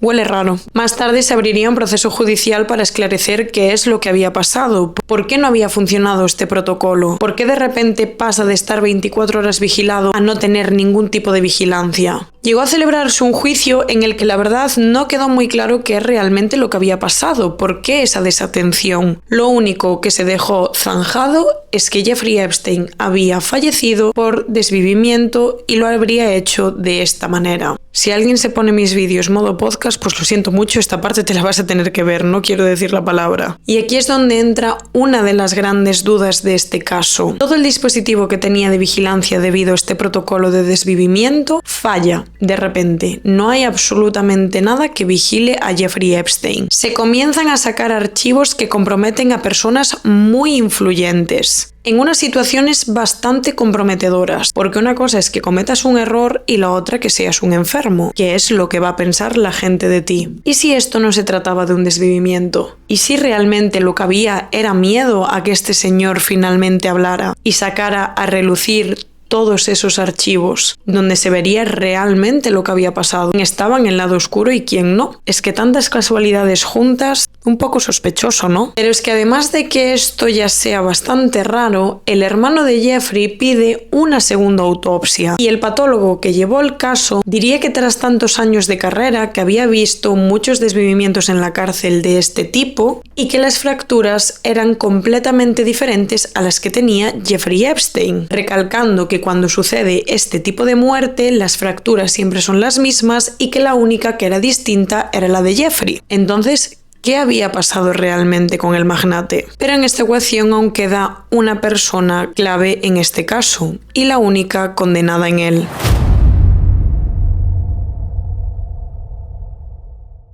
Sería en el año 2020, tras el fallecimiento de Jeffrey Epstein, que el caso seguía en todos los medios de comunicación, pero en vez de girar en torno a él, giraba en torno a su pareja, Ghislaine Maxwell. Es que la policía tendría que hacer un gran trabajo para encontrarla. Ella había comprado una vivienda en Bradford, New Hampshire, mediante una sociedad para ocultar que era ella la propietaria. Además de que te estoy hablando que por lo que he entendido la casa estaba como en el medio del monte, o sea que no era fácil de encontrar. Pero sería el 2 de julio de 2020 cuando el FBI da con la casa de Ghislaine Maxwell y la acabaría deteniendo. Y es que desde el momento en que Jeffrey Epstein se desvive en la cárcel, ella habría mantenido un perfil bajo constantemente. No había vuelto a salir en prensa, no se sabía dónde estaba, nadie de su círculo sabía qué había sido de ella, no se sabía absolutamente nada, porque precisamente ella era lo que le interesaba, porque sabía que en el momento que supieran dónde se encontraba, iba a pasar lo que finalmente acabó pasando. Y es que más tarde los fiscales afirmaron que ella había intentado mantenerse fuera del alcance visual de todo el mundo, pero sobre todo de la policía, aunque la defensa de ella discutiría muchísimo esta versión, ya que dijeron que en todo momento Maxwell no intentaba escapar, que simplemente pues había buscado otro estilo de vida tras lo sucedido, que como sabía que el caso iba a ser tan mediático, pues no quería estar justo en el centro de la movida, básicamente. No es que estuviera escapando, sino que pues no quería ser la comidilla constante de todo lo que estaba sucediendo. Es una excusa un poquito rara, la verdad, las cosas como son, pero bueno. Básicamente esta señora, cuando se la llevan a juicio, Annie Farmer sería una de las víctimas que acabaría testificando en él. Finalmente sería condenada por reclutar y preparar a menores de edad para que Jeffrey Epstein le pudiera hacer daño, además de que ella había sido partícipe en alguno de estos episodios. Entre todo esto, Ghislaine Maxwell intentaría por todos los medios pagar una fianza para no ser procesada judicialmente. No sé si si os acordáis que os dije que Jeffrey Epstein había intentado pues dar una cantidad ingente de dinero para no llegar a la cárcel. Pues ella hizo exactamente lo mismo, ofrecer propiedades, mucho dinero o dar parte de su patrimonio para no ser procesada. A lo que los jueces dijeron fianza denegada. Maxwell fue enviada al Centro Correccional Metropolitano de Nueva York, una institución que ya contaba con una notoriedad debido a que ahí es a donde habían llevado a Jeffrey Epstein y donde se habría desvivido. Evidentemente ella estaría en el módulo de mujeres. Y es que antes de que ella entrara en prisión se estuvo debatiendo mucho si debía esperar al juicio en libertad o dentro de la prisión. Pero es que los jueces, viendo el estilo de vida que ella tenía, las influencias a las que conocía, todas sus propiedades y toda su cantidad de dinero, decían que el riesgo de fuga era clarísimo, por lo que ella ya estuvo en prisión a la espera de juicio. De hecho, durante el proceso de la espera de juicio, los abogados se quejaron ya que Maxwell al parecer le había pasado lo mismo que Jeffrey Epstein, que se encontraba muy mal mentalmente y que estaba afectando a la preparación del juicio, por lo que a ella también le activaron un protocolo antidesvivimiento. De este juicio poco te tengo que contar, la verdad. Por parte de la defensa dijeron que no habría pruebas suficientes que acusaran a Maxwell de que ella realmente estaba haciendo este reclutamiento de niñas y mujeres, que ella lo único es que era pareja de Epstein y que evidentemente se encontraba en esas fiestas y en esos eventos porque era su pareja, no por otra cosa. Por lo que decían que ella no estaba implicada y que además que la persona a la que tenían que culpar y que tenían que condenar ya no se encontraba con vida. Como que la defensa dejaba entender que al no estar la persona que provocó todo esto, como que el caso ya estaba, o sea, ya está cerrado, la persona a la que se tenía que acusar ha fallecido, por lo que ya está. El problema es que la fiscalía no se creía ni una palabra. Tenían pruebas y testimonios muy sólidos como para acusar a Maxwell. Era la reclutadora de estas niñas, era parte de esta trama de Epstein, es decir, como hemos mencionado antes, participaba en estos episodios y además que era un poco raro que, vale, sí, podía acudir a estas fiestas y estos eventos porque eran pareja, pero tú no sabes lo que está haciendo tu pareja. Sí que es cierto que puede pasar que pues te oculte algo, pero algo de ese calibre y aún por encima estando justo en el lugar y con las personas con las que ocurre X situación, pues yo lo siento mucho, pero creo que no cuela. Es que me parece algo imposible, la verdad. Es así entonces como el 29 de diciembre de 2021, tras 5 días de deliberaciones, el jurado comunica su decisión, en la que Ghislaine Maxwell sale culpable de varios cargos, incluidos los vinculados a traficar con personas pequeñas y hacerle cosas malas. De verdad que me da mucha rabia hablar con este vocabulario, pero es que quiero ir con mucho cuidado en este vídeo, pero creo que todos me estáis entendiendo. No fue hasta junio de 2022 donde se fijó su pena, dando como resultado 20 años de prisión. Desde entonces, Maxwell cumple su pena en la prisión federal, mientras que su equipo legal intenta seguir con las apelaciones para que ella quede totalmente fuera del caso, o por lo menos que se le haga una reducción de condena. El problema es que a cuantos más archivos salen, más culpable parece, por lo que no creo que consiga una reducción de condena, la verdad. O sea, están saliendo muchísimas más cosas en las cuales se ve que ella está cada vez más implicada. Tenemos los testimonios de las víctimas, hay pruebas contra ella, quiero decir, entiendo que evidentemente su equipo está haciendo su trabajo, pero va a ser muy complicado. Así que amigos, llegamos al punto en el que vamos a hablar sobre las nuevas informaciones, o por lo menos os voy a hacer un resumen de todo lo que ha salido hasta ahora sobre los archivos Epstein. Quiero explicaros una cosa antes de empezar con este punto, y es que los archivos Epstein reciben este nombre por la trama en sí. En noviembre de 2025, el Congreso de Estados Unidos aprobó una ley explosiva concebida para arrojar luz sobre el oscuro entramado del magnate. Esta nueva legislación, firmada por el presidente, obligaba al Departamento de Justicia a publicar todos los archivos relacionados con las investigaciones federales sobre Epstein y su red. Tendrían que hacerlo en un plazo de 30 días desde su promulgación. El mundo entero estaba esperando aquel 19 de diciembre de 2025, que era la fecha límite para conocer absolutamente toda la verdad sobre este caso. Y ese día llegó, pero sin que el gobierno cumpliera lo prometido. De hecho, el Departamento de Justicia, en vez de mostrar todos los archivos, es decir, se sabía que había un número de archivos en concreto, pues de ese paquete simplemente mostraron lo que sería un primer parcial. Por lo que yo creo que aquí, como no habían cumplido con el plazo establecido, lo que querían hacer era un poco como dar dadnos más tiempo y queremos que veáis que realmente estamos haciendo algo, que lo estamos investigando. ¿Qué pasa? Que estos documentos a día de hoy aún siguen siendo muy criticados porque tienen muchísima edición. Es decir, hay nombres ocultos. En las fotos hay caras ocultas. ¿Qué pasa? Por lo que yo he visto, hay imágenes que, por ejemplo, sale Jeffrey Epstein con una mujer con la cara censurada, y en algunas imágenes el problema es que igual para censurar a la mujer hay que censurar al hombre que tiene al lado. Entonces no es posible como censurarla a ella y a él no. No sé si me explico. ¿Qué pasa? Que hay muchos nombres que están censurados que se sabe que son de gente importante. En teoría, el Departamento de Justicia se disculparía diciendo que todo esto lo están haciendo para proteger a las víctimas, ya que hay muchas que no quieren identificarse. Pero el problema es que hay en documentos que se ven los nombres de las víctimas. Los abogados de estas están que trinan porque están diciendo, vamos a ver, estáis tapando nombres, hay nombres de gente muy importante que no se ven, pero de esta persona que no quiere que se sepa quién es, sale su nombre en 1000 archivos. Pues no tiene mucho sentido. También hay que ser conscientes de que eran 500 abogados analizando todos y cada uno de los archivos que había y que hay todavía, y que es tal cantidad de documentos que no dan abasto, que les está costando muchísimo trabajo, y yo aquí he de decir que no digo nada. Hay una cantidad de documentación impresionante, pero sí que es cierto que siento que es un poco excusa decir que es para proteger a las víctimas y que luego haya censurados X nombres y de repente se sepa el nombre de una de las víctimas. Pues yo entiendo que es un trabajo muy complejo, pero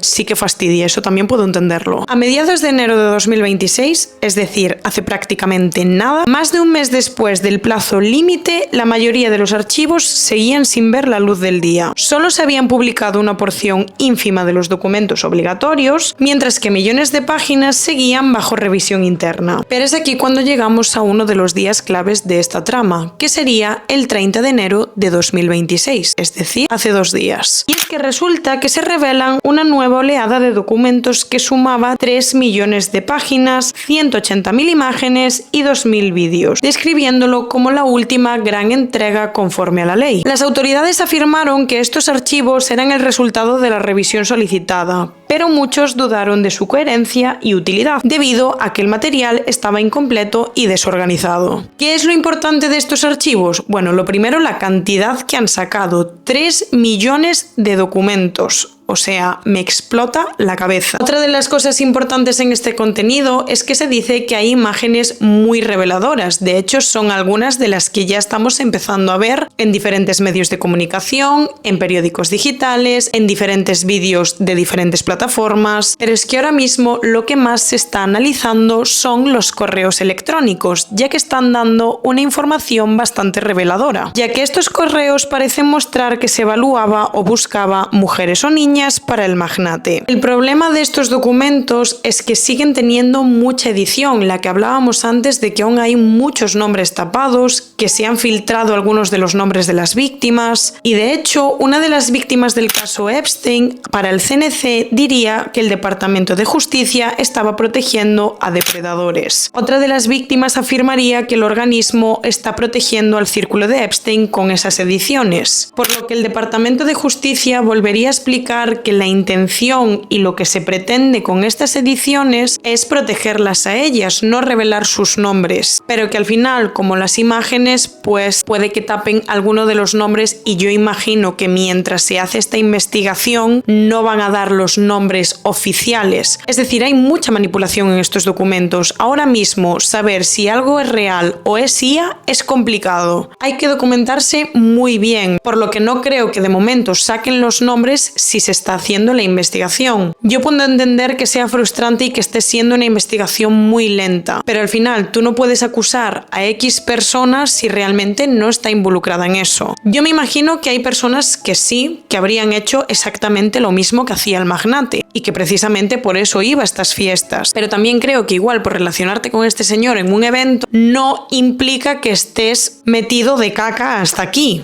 que estés metido en toda la trama. o eso es lo que creo yo. Estos correos los he sacado del CNN, es decir, de su periódico digital. Yo os voy a dejar todos los enlaces donde he encontrado la información en la cajita de abajo y os voy a leer algunos de los correos que han publicado. Como os digo, los nombres están censurados y de verdad a mí me parecería absurdo que sacaran nombres si no hay una investigación finalizada. Saber realmente que esa persona está implicada en eso, por lo que puedo entender perfectamente que el procedimiento se esté haciendo así, es que me parece lo correcto. Tenemos aquí un correo electrónico de 2018 donde el remitente con información censurada le envió a Epstein. Encontré al menos a 3 jóvenes pobres muy buenas, pero estamos muy cansados. El remitente luego sugiere que el asunto del correo eran mujeres o niñas. Les presento a esta, no es la reina de la belleza, pero a ambos nos gusta mucho. Un correo electrónico de 2014, un remitente cuyo nombre está censurado le envió a Epstein. Gracias por una noche divertida. Tu niña más pequeña era un poco traviesa. El representante republicano Thomas Massie de Kentucky, uno de los 2 miembros del dúo bipartidista que forzó la publicación de los archivos Epstein, afirmó que el correo fue enviado por una mujer.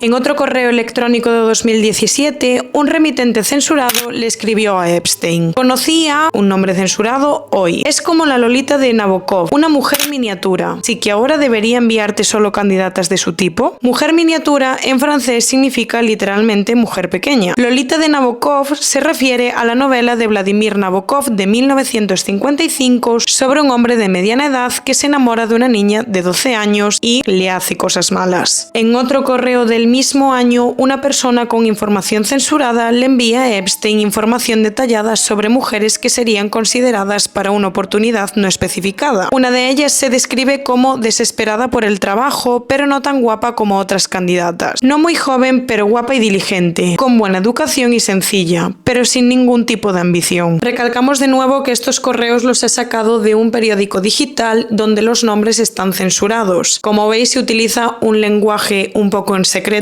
como era de esperar, y de momento todo esto sigue bajo investigación, algo que debemos tener claro todo el mundo. En este punto te voy a volver a mencionar el círculo de Epstein, donde te vuelvo a repetir que no hay nadie implicado ni investigado en el caso. Vamos a dejar que la investigación siga su curso y al final este vídeo lo hago de manera divulgativa simplemente, por lo que ahora te voy a contar qué nombres se repiten en los archivos Epstein.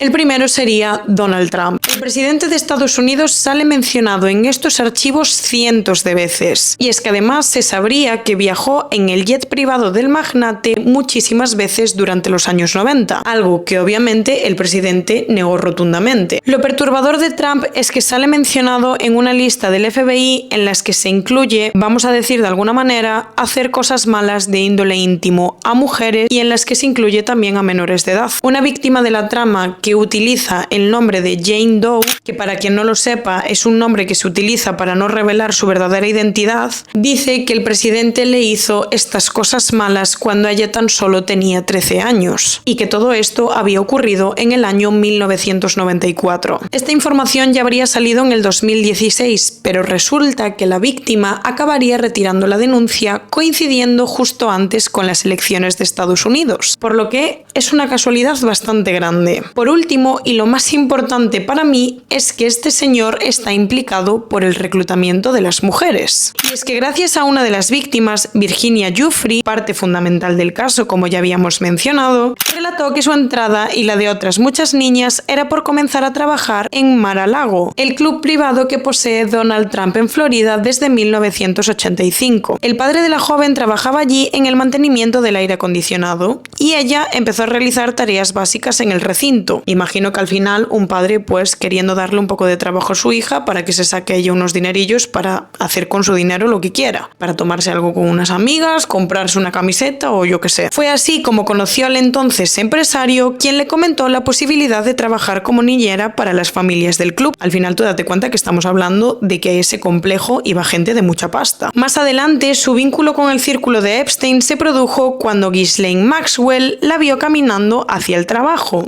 y, según relató después Giuffre, comenzó a fijarse en ella. Días después, Maxwell se acercó cuando la joven estaba trabajando en el spa del club. Giuffre soñaba con convertirse en una masajista profesional. Y aquí ocurre lo que ya sabéis. Giuffre le diría que sí a Maxwell, esta señora la llevaría a conocer a Jeffrey Epstein, donde le explicaría cómo se hacían los masajes y todo el rollo. La situación iría escalando a algo muy turbio y es donde comenzarían a hacerle un daño terrible, además de provocarle un trauma que le quedaría para el resto de su vida. El segundo sería Elon Musk. El empresario ya había contado en varias ocasiones de que había sido invitado a estas fiestas y eventos organizados por Jeffrey Epstein y Ghislaine Maxwell, pero él siempre mantuvo que le había dicho que no acudió a ningún tipo de evento. El problema que tiene Elon Musk es que ha salido un correo electrónico de 2012 donde Jeffrey Epstein le dice: oye, ¿cuántas personas necesitas para el helicóptero La Isla? A lo que el dueño de SpaceX responde: probablemente solo mi mujer y yo. Estos correos ponen de manifiesto que efectivamente ellos tenían algún tipo de contacto, pero que sí que es cierto que no se le puede acusar de asistir o no a los eventos, ya que nunca se pudo demostrar que Elon Musk acudió a este tipo de eventos. Elon Musk dice que sí, que Jeffrey Epstein había intentado ponerse en contacto con él y como hacer una amistad, pero que jamás acudió a ningún tipo de fiesta ni evento organizado por el magnate y su pareja. El tercero es Bill Clinton. Su nombre aparece también repetidas veces en estos documentos, además de haber bastante documentación fotográfica. Se le puede ver en el avión privado de Epstein, unas fotos en una piscina con una mujer que tiene la cara censurada y a su lado Ghislaine Maxwell, y otra foto en un jacuzzi con una mujer que también tiene la cara censurada. Una vez más es importante entender que él de momento no está acusado de nada. Todo esto es el proceso de investigación que se está haciendo actualmente, como el resto de personas a las que ya te he mencionado y a las que voy a mencionar. La investigación contra Bill y Hillary Clinton comenzó cuando la Comisión de Supervisión de la Cámara de Representantes, presidida por el republicano James Comer, decidió ampliar su revisión sobre el caso de Jeffrey Epstein. El comité estaba investigando cómo se manejó el caso Epstein, incluyendo posibles fallos, encubrimientos o falta de transparencia en las investigaciones y en la publicación de documentos oficiales. El comité consideró que debía testificar para explicar qué sabía sobre Epstein y su entorno. Hillary Clinton también fue citada como parte de esa misma investigación. Durante meses, los Clinton se negaron a comparecer, cuestionando la validez de las citaciones. Entonces, Comer impulsó procedimientos para declararlos en desacato al Congreso por no cumplir con la orden de testificar. Esa amenaza, que podría implicar multas e incluso consecuencias penales si llegaba a prosperar, aumentó la presión. Ante la posibilidad de que el Congreso votara para declarar en desacato incluso a un expresidente, algo que jamás había pasado, los Clinton comenzaron a negociar. Finalmente aceptaron testificar, pero bajo ciertas condiciones, mientras que el comité aplazaba esta orden de desacato. Los Clinton sostienen que la investigación tiene un gran componente político y que se está utilizando su nombre para desviar la atención de otras responsabilidades que tiene ahora mismo el gobierno. Por su parte, Comer insiste en que este caso tiene que tener una transparencia total. Bill Clinton ha sido llamado a declarar como testigo dentro de una investigación política sobre el entorno de Jeffrey Epstein. Ha negado cualquier conocimiento o implicación en los delitos y hasta ahora no enfrenta cargos ni acusaciones formales. Cuarta persona, el príncipe Andrew. Quizás este es el nombre que más se repite en los documentos y también la persona que más documentación fotográfica turbia tiene. Y es que sería también gracias al testimonio de Virginia Giuffre, quien luchó por esta causa, como sabéis, durante muchísimos años, la que explicaría todo lo sucedido en esta trama, señalando a ciertas personas, como en este caso al príncipe Andrew. De hecho, una de las imágenes que más está rulando ahora por internet es una foto en la que sale el príncipe Andrew, al lado sale Virginia Giuffre, de hecho él le está como rodeando la cadera, y así como de fondo sale Ghislaine Maxwell. Qué casualidad también, ¿eh?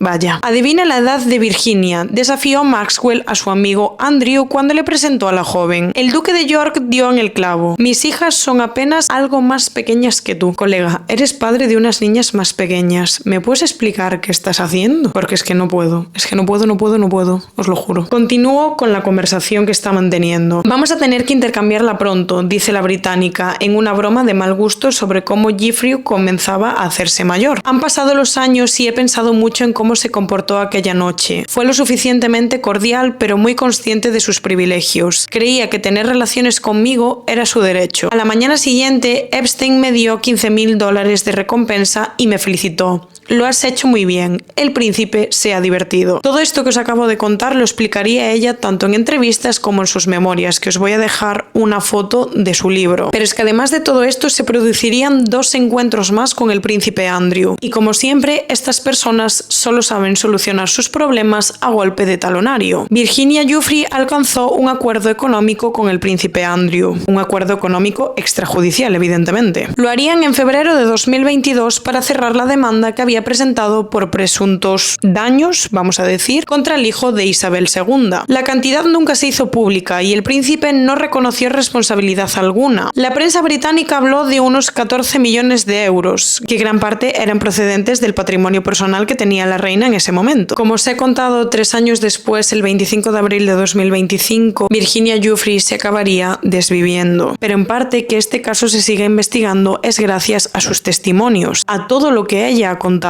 y a todo lo que ha dejado por escrito, demostrando que nunca mintió, porque las autoridades saben que las víctimas no mintieron. El expríncipe Andrew está siendo investigado por la policía de Reino Unido y de hecho hasta el rey Carlos III dijo que si tenía que participar en algún momento con la policía para saber qué había hecho realmente el príncipe Andrew, que él no tenía problema, que él todo lo que pudiera hacer para ayudar a resolver lo que había pasado estaba dispuesto. El 19 de febrero de 2026, el príncipe Andrés es detenido por la policía británica bajo la sospecha de mala conducta en el ejercicio de un cargo público. Tras el arresto, la investigación se centra en presuntos abusos de poder y el uso indebido de información confidencial mientras se desempeñaba como enviado comercial del Reino Unido, relacionándolo con sus vínculos con el financiero Jeffrey Epstein. Permaneció bajo custodia en una comisaría de Norfolk durante más de 10 horas, donde se le tomó declaración. Fue puesto en libertad bajo investigación horas después de su arresto, mientras la policía continúa con los registros en sus residencias de Berkshire y Norfolk. Además, se le retiraron todos los títulos y sus privilegios. Quinta y última persona, Bill Gates. La relación entre Bill Gates, el cofundador de Microsoft, y Jeffrey Epstein comenzó alrededor de 2011, varios años después de que Epstein fuera declarado culpable por delitos relacionados con menores en Florida. Gates confirmó que se reunió con Epstein en varias ocasiones y que cenaron juntos varias veces. Gates ha explicado que en esos encuentros no fueron de amistad personal, sino que ocurrieron porque Epstein decía conocer a personas con mucho dinero que podrían ayudar de manera filantrópica a la fundación Bill and Melinda Gates. Gates dijo textualmente que había sido un error conocer a Jeffrey Epstein y tener algún tipo de relación con él, que se arrepentía muchísimo. Las autoridades estadounidenses publicaron ciertos borradores de Jeffrey Epstein hacia Bill Gates, es decir, como que no se llegaron a mandar, pero sí que es cierto que el contenido de esos borradores es bastante perturbador. Por ejemplo, uno de esos borradores, que también tengo que deciros que su autenticidad no está confirmada, es un rumor. Epstein se queja de tener que conseguir medicamentos para que este señor pudiera lidiar con las consecuencias de tener relaciones íntimas con una chica rusa. Bill Gates ha negado todas estas acusaciones y tener algo que ver en relación a toda la trama Epstein, y recalca muchas veces que ha sido un completo error tener algún tipo de vínculo con él. La fundación Bill y Melinda Gates también declaró que nunca hizo pagos a Epstein ni trabajó formalmente con él, y que cualquier contacto con el magnate fue limitado y se basó en la creencia equivocada de que podría ayudar a financiar proyectos de salud mental. La exmujer de Bill Gates, Melinda French Gates, dijo que esas reuniones con Jeffrey Epstein habían sido parte de los problemas que tuvieron en su matrimonio, y dejó como caer que su separación podría haber sido por eso. Hace muy poquito dijo que al publicarse de nuevo estos archivos que se le estaban removiendo muchísimas cosas, que estaba siendo un proceso muy doloroso. ¿Por qué te iba a doler? ¿Y por qué iba a acabar con tu matrimonio esa relación si al final no dejaba de ser un vínculo profesional? Es que no sé qué deciros, chicos, es que esto es una barbaridad. Yo me estoy volviendo completamente loca. Y yo sé que muchos de vosotros queréis saber si hay personas españolas influyentes en esta trama. ¿Relacionadas? Sí. ¿Que las puedas acusar de ser partícipes en algo? No. Como te he dicho 1000 veces durante todo este caso. Así que te voy a hablar del círculo español de Epstein.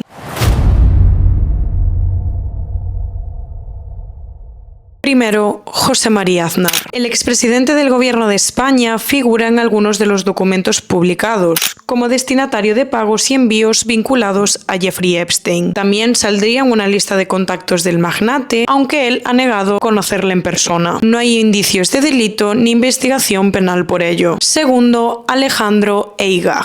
Empresario y yerno de José María Aznar, está casado con su hija, aparece en la agenda de contactos de Epstein, lo que sugiere que de alguna manera se conocen, su nombre por lo menos sale ahí. Esto no indica que fuera cliente ni que fuera un contacto íntimo, pero sí que es cierto que de alguna manera se conocían, sino porque iba a tener su contacto. Tercero, José Aznar Botella. Hijo de José María Aznar y Ana Botella, también aparece en la lista de contactos de Epstein publicada en algunos documentos. Pero una vez más, esto no significa que esté cometiendo ningún delito ni que esté implicado en toda esta trama. Cuarta, Ana Obregón. La actriz conocería a Epstein ya desde muy joven, ya que ella estudió interpretación en Nueva York. El New York Times en su momento decía que ellos dos habían sido pareja, algo que más tarde Ana Obregón negaría rotundamente. Ella en su momento hablaría de un novio americano, pero al parecer no se trataba de Jeffrey Epstein. En sus memorias de 2012, Así soy yo, la actriz se refería a él como Jeff, su ángel de la guarda en Nueva York, y lo describe como el hombre perfecto, pero del que nunca se enamoró. Al parecer también se le menciona en estos archivos por una supuesta vinculación con la familia, por unos asuntos financieros que giraban alrededor de la empresa de Epstein. Pero no hace mucho ella habría negado rotundamente este tipo de relación y también dijo que le repugnaba que su nombre tuviera algún tipo de vínculo con el de Jeffrey Epstein. Quinta persona, Juan Carlos I. El rey emérito de España aparece mencionado en algunos de los correos de Epstein como posible participante en una cena organizada en Nueva York, aunque de momento no se pudo confirmar que esa cena llegara a realizarse ni si hubo otros vínculos adicionales. Además, al parecer las autoridades dicen que el nombre del rey emérito sale como en archivos muy aislados, como que no conectan la trama con el que fue rey de España, básicamente. Su nombre surge en referencias aisladas en los documentos, pero no como investigado ni acusado. Sexta persona, Miguel Ángel Moratinos. El exministro de Asuntos Exteriores de España aparece en correos de los archivos Epstein en relación con una reunión de altos funcionarios en Emiratos Árabes Unidos en el 2010, donde al parecer su nombre aparecía en el listado de asistentes. No se pudo evidenciar este encuentro ni se le relaciona con ningún tipo de delito. Y por último, séptima persona, Astrid Gil Casares. La economista y escritora que mantuvo correspondencia con Epstein entre 2017 y 2019 sale en algunos de los documentos publicados. Su relación consistió en el intercambio de mensajes personales sin que se haya señalado participación en actividades delictivas. Y aquí se cerraría el círculo de personas de España relacionadas con la trama Epstein. De momento, la investigación del caso sigue en activo, siguen saliendo muchísimos más documentos, muchísima más información. La policía y un gran equipo legal siguen en constante investigación. Por ahora no se ha acusado a nadie, no hay nuevos cargos, no hay absolutamente nada, no se celebra un juicio. Como os digo, las autoridades están haciendo su trabajo y es que os lo prometo que cada día sale una cosa nueva. Llevo haciendo el guión de este caso una semana y era porque entraban las noticias para empaparme bien de la información. Una noticia hace 20 horas, una noticia hace 2 días, una noticia al final es que no paran de salir cosas. A medida que van investigando estos documentos los van haciendo públicos. Por lo que chicos, para que esto se resuelva vamos a tener que esperar y mucho. No me voy a meter en teorías de la conspiración, la verdad hacer este caso ya fue un quebradero de cabeza impresionante. Sé que me ha quedado muchísima información probablemente, os lo he intentado resumir en un vídeo, que tuvierais un poco de contexto de su vida, de quién era su pareja, porque muchas veces cuando se menciona el nombre de Maxwell la gente se queda como ¿y esta quién es? Que supierais un poco también quiénes son las personas que realmente se relacionan con el caso, porque sí que es cierto que hay muchos famosos que salen en fotografías con él, pero realmente los nombres que han salido en los archivos hasta día de hoy son las personas que os he mencionado. Os recomiendo muchísimo que veáis el documental de Netflix, más que nada porque realmente es donde siento que ahí sí que se le ha dado voz a las víctimas, porque se habla de sus testimonios, porque sí que al final en redes, que lo entiendo perfectamente, directamente, porque al final este caso a quien rodea es a Jeffrey Epstein, pero sí que es cierto que a mí me falta un poco hablar de ellas porque este caso ha salido a la luz en parte a sus testimonios. Si no tuviéramos sus declaraciones probablemente no estaríamos aquí, porque si me preguntáis a mí lo que opino es que una vez más se demuestra que el poder y el dinero mueven el mundo, que depende mucho de quién seas, depende mucho de qué trabajes y depende mucho del patrimonio que manejes, porque no se te va a tratar de la misma manera ni ante la justicia ni ante nada en la vida, porque a mí que no me vendan la moto de que todos somos iguales ante la ley, porque aquí se demuestra una vez más de que esto no es así, porque sí, están saliendo cosas, pero no nos olvidemos de que esto ya había salido mucho antes y no se había movido ni un dedo, y que probablemente que esté yendo de una manera tan ralentizada,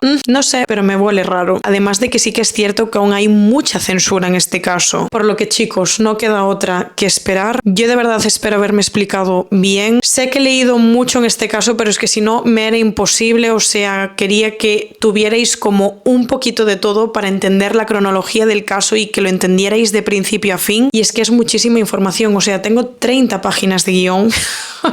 Es una barbaridad y sé que me quedaron muchas cosas por decir, pero es que no podía, y de verdad que me hubiera encantado hacer el vídeo en varias partes, pero es que no puedo, o sea, tengo un viaje, quiero haceros contenido de ese viaje, no me da la vida. De verdad, espero que os haya parecido muy interesante el caso, que os haya gustado la narrativa, que os haya gustado cómo lo he dividido y que también hayáis entendido la cronología de los hechos y por lo menos haber podido esclareceros un poco de qué va la trama de este señor. Os voy a volver a insistir una vez más de que es muy importante que apoyéis muchísimo este vídeo. Yo he intentado ser lo más cuidadosa posible tanto en el lenguaje como lo voy a ser en la documentación fotográfica, o sea que de verdad compártelo con quien creas que le puede gustar, porque también quiero saber qué opináis. Me gusta leer lo que opina la gente y si podemos abrir un debate en el que se respete a todo el mundo en todo momento, por favor. Yo de verdad que encantada de debatir con vosotros. Si tenéis alguna teoría de la conspiración, pues la podemos comentar por ahí. En serio, me he esforzado muchísimo en este vídeo y os pido que le deis muchísimo cariño. Así que nada, lo dicho, espero que este caso os haya parecido realmente interesante. Nos vemos en el siguiente. Cuidaros mucho.